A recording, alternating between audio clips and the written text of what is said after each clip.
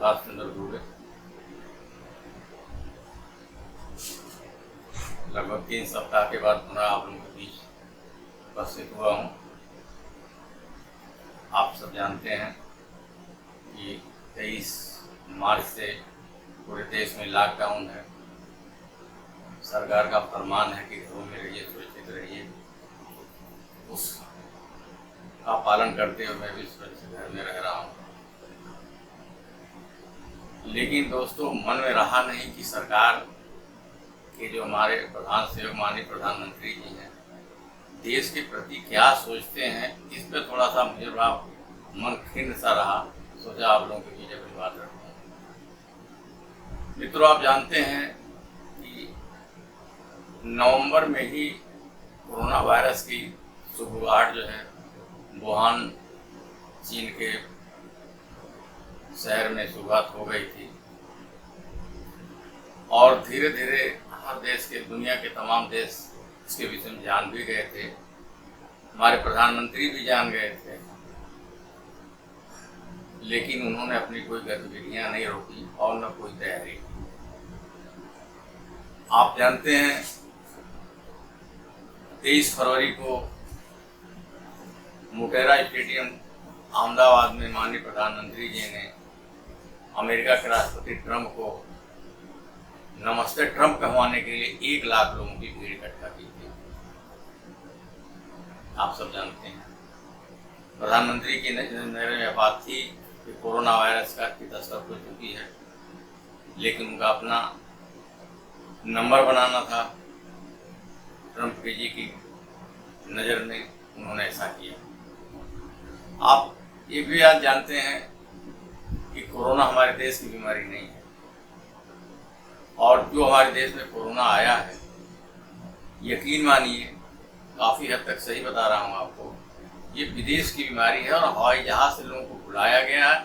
भारत सरकार अपने हवाई जहाज़ भेज करके उनको बुलाई है और उनके आने से हमारे देश में धीरे धीरे बीमारियाँ फैल गई। इस कोरोना वायरस ने ये तो साबित कर दिया कि ये यकीनन ये बीमारी गरीबों के मरने के लिए है, अमीरों के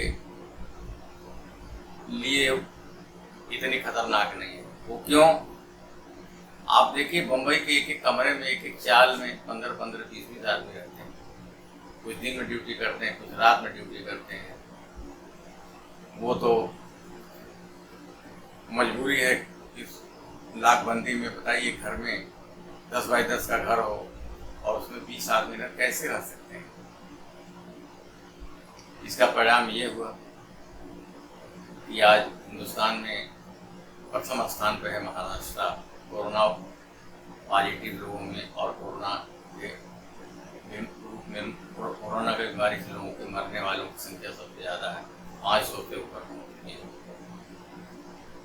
मित्रों, दूसरी बात, आपने देखा होगा कि मध्य प्रदेश की कांग्रेस सरकार को गिराने के लिए भारतीय जनता पार्टी ने एड़ी चोटी का दम लगा दिया था और कम से कम 15 दिन तक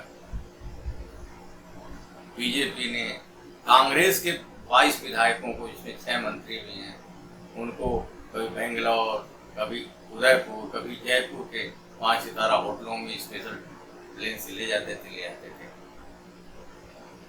और जितना भी करना था किया, तिकड़म किया। आप समझते हैं कि जो 5 साल के लिए चुनाव जीता विधायक, वो अगर 1 साल में इस्तीफा देता है अपने विधायकी से, तो निश्चित है कि मोटी रकम पाने के बाद ही इस्तीफा देगा वो।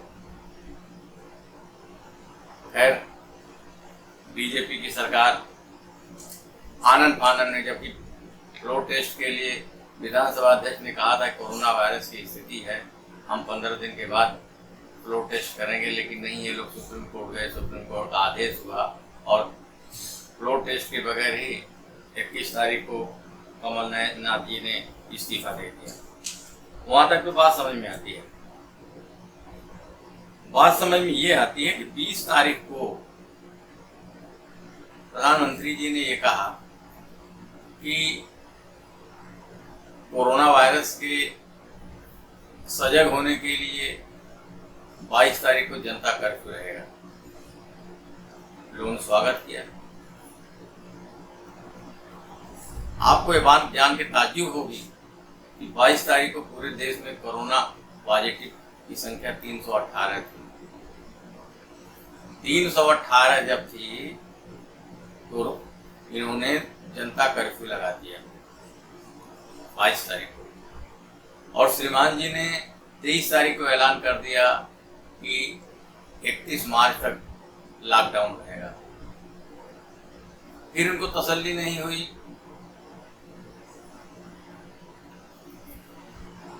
इन्होंने कहा कि नहीं, 24 तारीख को फिर ऐलान कर दिया कि ये तो भाई साहब 14 मई तक लॉकडाउन रहेगा।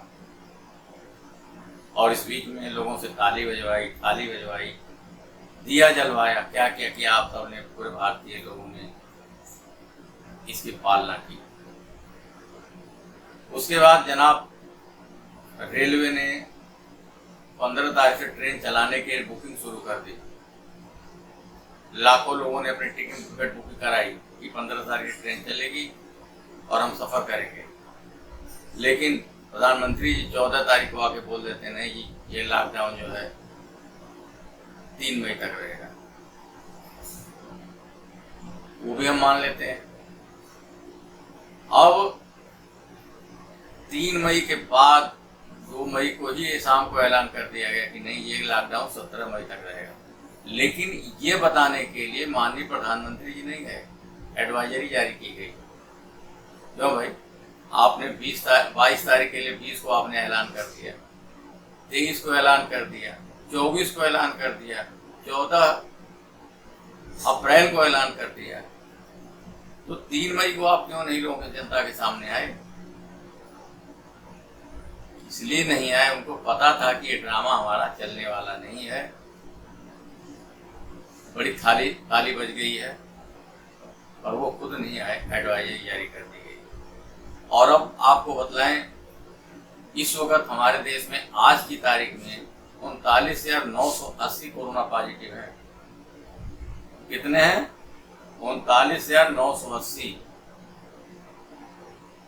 और अब श्रीमान जी ने श्रमिक स्पेशल ट्रेन से लोगों को अपने घरों पे भिजवा रहे हैं, राज्यवाही। और कहा गया है कि मुफ्त में यात्रा जाएगी, मतलब ट्रेन में आप मुफ्त में अपने घर जा सकते हैं। और जो लोग बैठे हैं उनसे किराए का 50 रुपये ज़्यादा वसूला गया है। और ये जो लोग गांव में जा रहे हैं, ये लोग गांव में जो जा रहे हैं, उन्हें उनके गांव से बाहर या तो प्राइमरी स्कूल है वहाँ रखा जा रहा है, या किसी पेड़ के नीचे रखा जा रहा है, बहुत लोग खेतों में रखा जा रहा है। और वो उनके रहने की व्यवस्था, खाने की व्यवस्था तो बड़े डंके की चोट पर कहा गया कि प्रशासन कर रहा है, लेकिन हकीकत है कि ऐसा कुछ नहीं है। जिनके घर के लोग हैं उनके रहने की व्यवस्था, खाने की व्यवस्था उनके घर वाले कर रहे हैं। और इतने के बाद आज एडवाइजरी जारी हो रही है कि मंदिर बंद रहेंगे, स्कूल बंद रहेंगे, लेकिन शराब की दुकानें खुलेंगी। लोग बसों में, ट्रेन में ठूस करके अपने घर जा रहे हैं।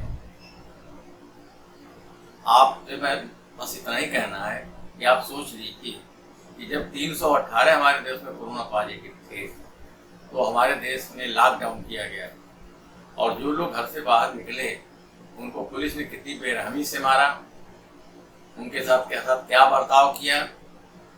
बहुत सी महिलाएं जो डिलीवरी के लिए जाने वाली थी उनको जाने नहीं दिया, वापस किया गया।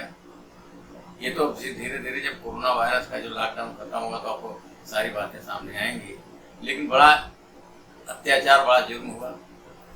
सरकार ने बड़ा लंबा कह दिया कि हमने 1,70,000 करोड़ रुपया आम जनता में दिया है।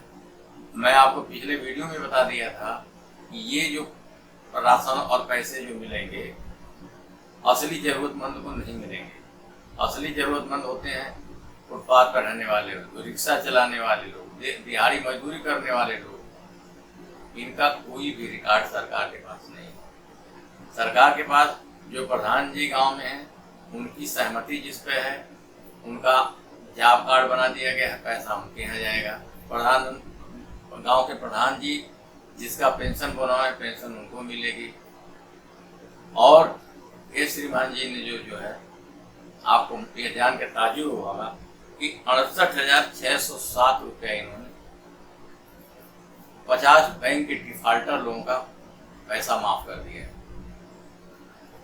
हमारे देश में जितने लोग नौकरी करने वाले जो पेंशनर हैं, तनख्वाह पाने वाले लोग हैं, उनका डीए बंद कर दिया गया है 2 साल के लिए। और एक चीज आपको बताऊं कि इन्होंने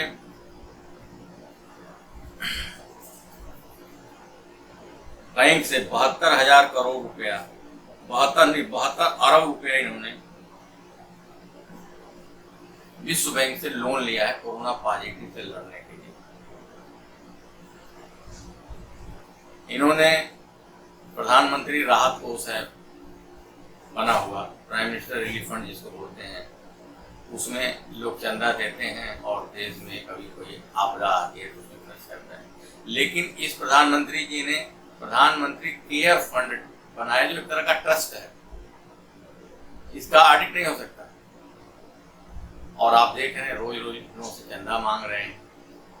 अब आप सोचिए, आप चंदा भी मांग रहे हो, लोगों के डीए बंद कर दिए